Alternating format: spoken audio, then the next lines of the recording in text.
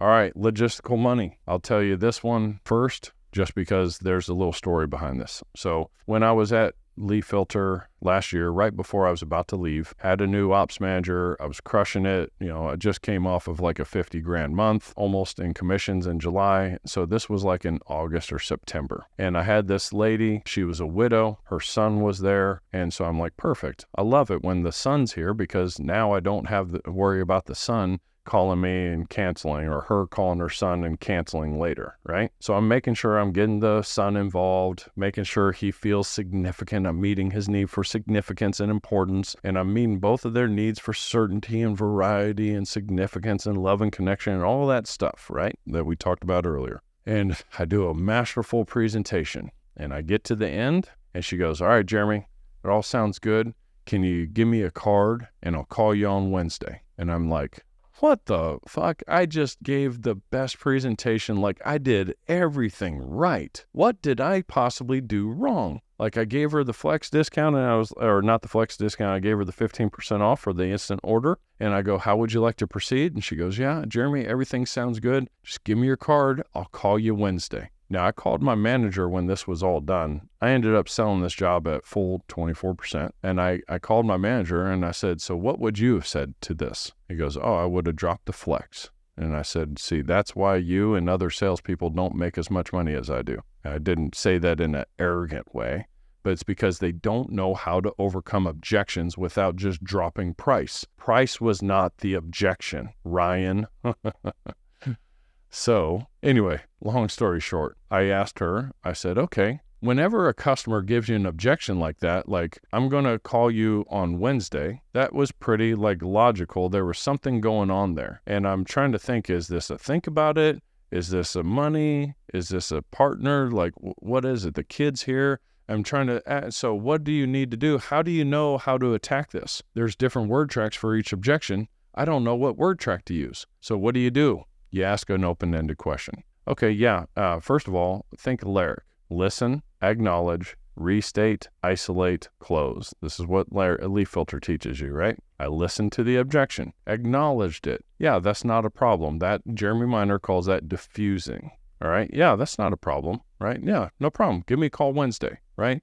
I have no problem you call me Wednesday. I'm just curious, though, what's going to happen between now and Wednesday, just so I understand? Oh, I just need to talk to my, financial planner. Where I didn't see this coming, okay? So now, is this a money objection or is this a partner objection? A lot of times these objections are going to come across as like one objection, but then you overcome that objection and another objection comes up. And then you need to be able to overcome that objection. So I'm thinking, okay, financial advisor, great. These people never buy. So I go, okay, that's not a problem. So if this was, if I had come out here like next Thursday or Friday after you had already talked to your financial advisor on Wednesday, isolate, would we be moving forward with this? Oh, yeah. I just need to talk to the financial planner just to figure out where the money's going to come from. I'm like, okay. And so I'm thinking, all right, I think that this is a logistical spouse objection. And I go through the spouse objection close right here, partner objection, right? Well, no, Jeremy, you don't understand, she said. She was like, it's not that he's going to give me permission on what I can do and can't do. It's that we just need to know where we're going to get the money from. Logistical money objection.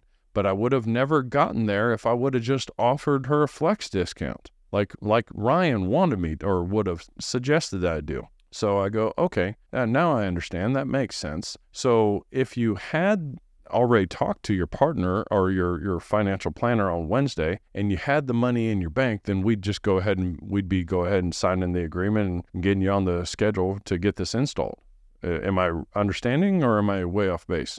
No, yep, that's right, Jeremy. Oh, okay, I got it. And then at that point, so basically I realized when you have a money objection, you have to basically listen, acknowledge, restate, isolate, and close. So here's how you do it. You listen to the objection. You acknowledge the objection by saying that makes sense or that's not a problem or just anything to lower their defenses. If they're up in arms and you say, hey, it's okay, that's not a problem, in a calming voice, okay, they start to lower their guard a little bit. Then you restate the objection. I understand you need to talk it over with your financial planner, and then you isolate it. Okay, so if you had the funds, money objection here, that's a lot of money, that's too much money, whatever, getting clarity on the situation and say, okay, so if you had the money, would you be doing this? And they would say yes. Anytime you ask a question and the prospect answers with the intended answer that you wanted to hear, you don't just settle on that and be like, okay, they said what I wanted to hear. Check that box, move on to the next question. Stop for a moment and get them to clarify in their mind why they feel that way. Remember, people make emotional decisions. They make decisions based on emotions, and then they justify those decisions later through logic. So when I ask them a question like, if you had the money, do you feel like this is the answer for you? Do you feel like you would want to do this? Do you feel like we would just be moving forward with this and getting this on the installation, blah, blah, blah? Do you feel? When I ask how you, do you feel, I'm asking your brain to tap into the emotional side of it. If I say, do you think, then that's going to be a logical side. So you never want to ask closing questions about do they think. You don't want them using their logical side of their brain to make a decision. You want to ask their emotional side of their brain to make the decision. And then when they say what you want to hear, then you get them to justify it by asking them, why do you think that? Ask the closing question for emotional side of the brain and justify it with logic by using feel and think. If you had the funds in your bank already, do you feel like this would be the answer for you? Downward inflection. Why do you think it would be though? Downward inflection. Well, because, this and this and this and this. When you're asking the questions in the right tonality, with the right language, with the right, inflections and all of that, and the right verbal pacing and all that stuff, which I coach people on in my group trainings or one-on-one trainings, it gets them to really internalize the question. Until you know what's stopping you, you don't know how to get to the other side where you want to go on that gap.